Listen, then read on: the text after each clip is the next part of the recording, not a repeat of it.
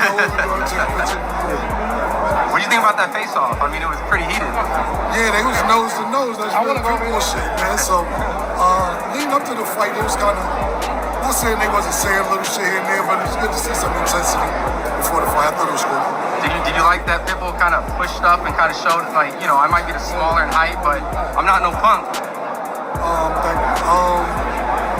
We see that. He ain't got to prove that to us. That's why he here. You see that nigga ain't no punk. He's a good fighter, so tomorrow we'll see who emerge. But, he wouldn't be here if he was. I don't think nobody's punks this fight. No, I know you're out in New York, and there's a big fight with Shakur and Teo, so, I mean, I know you're definitely going to be there, and what do you think about that fight? It's a great fight because Teo is really hard. Shakur's a great defensive mastermind, boxing genius. This is one of them things when they say styles make fights. I'm really excited to see that, so I'll be there the 31st of January. What do you think about Shakur? Yeah, what's your top 4 in boxing right now? Top 4 in boxing at the very moment.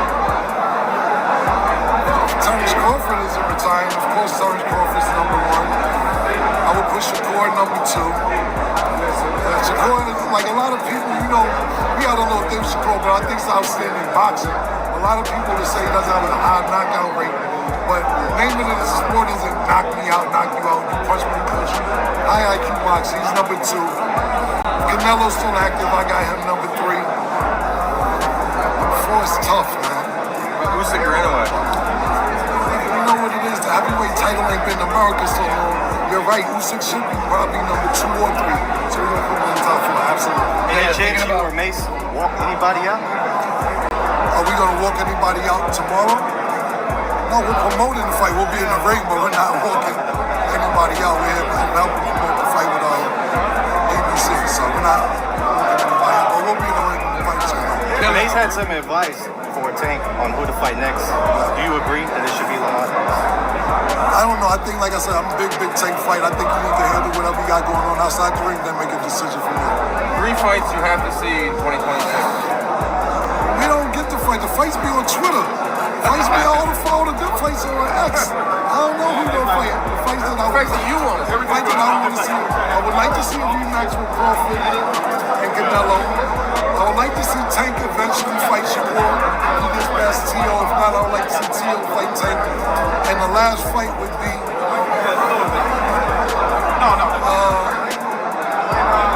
I'm interested in down to what you said. You should call out Deontay Wilder.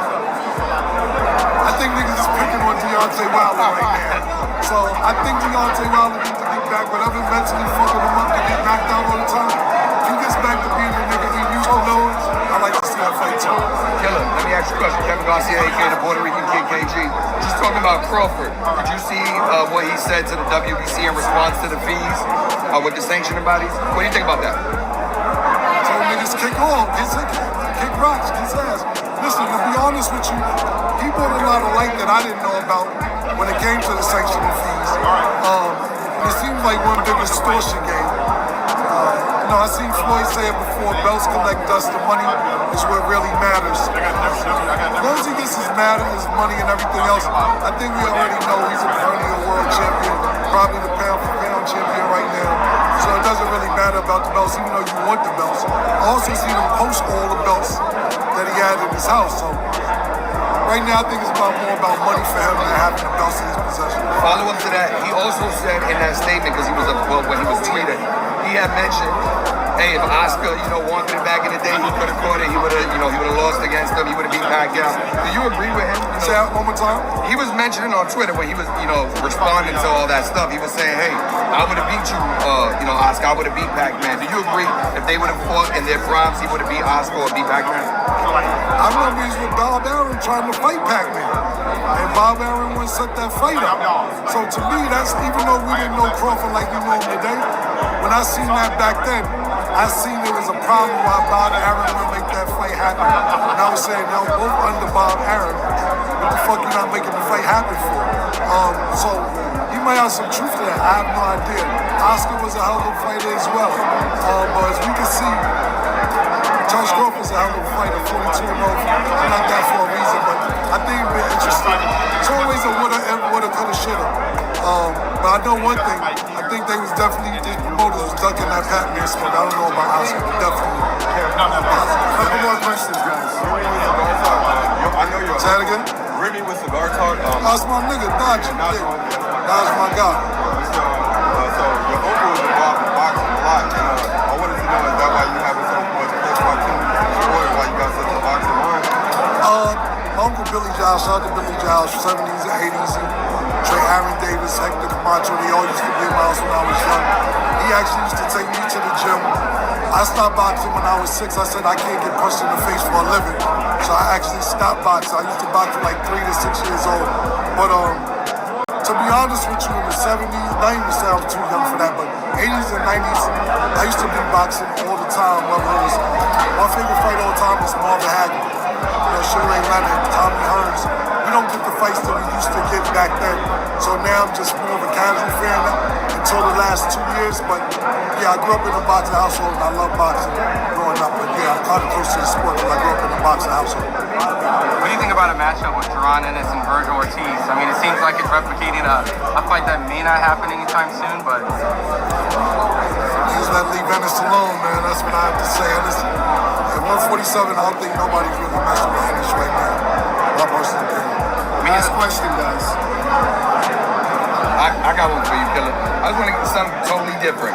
I don't know if you heard the other day, Academics, he was talking about senior citizen and fashion choices between Fab and Mano. Just your thoughts on that. Do you think there's something to that? I don't know what's going on with them because I know it sounds like more than clothing beef between Jim and Academics or Mano or whoever. Sounds like more of a personal thing, but what I would say to this is that, I don't know what age you're supposed to start dressing differently. I'm an Academics fan. I'm big. Academics used to show me love before I even knew what he looked like. So I'm not on nobody's side with this. I'm a big Academics fan, and I like the podcast what these guys are doing too, but I just don't know what age you say, you know what, I'm too old to wear a chain. I'm too old to wear a designer belt or anything like that. I just don't know the age. Me personally, I'm looking forward to putting on some Dockers, choking the pair new out, balance out really tight. Then you're gonna know I'm fucking wealthy. That's the wealthy one, man. So thank you guys. Appreciate it. Like and comment below, subscribe, and hit that bell notifications for more.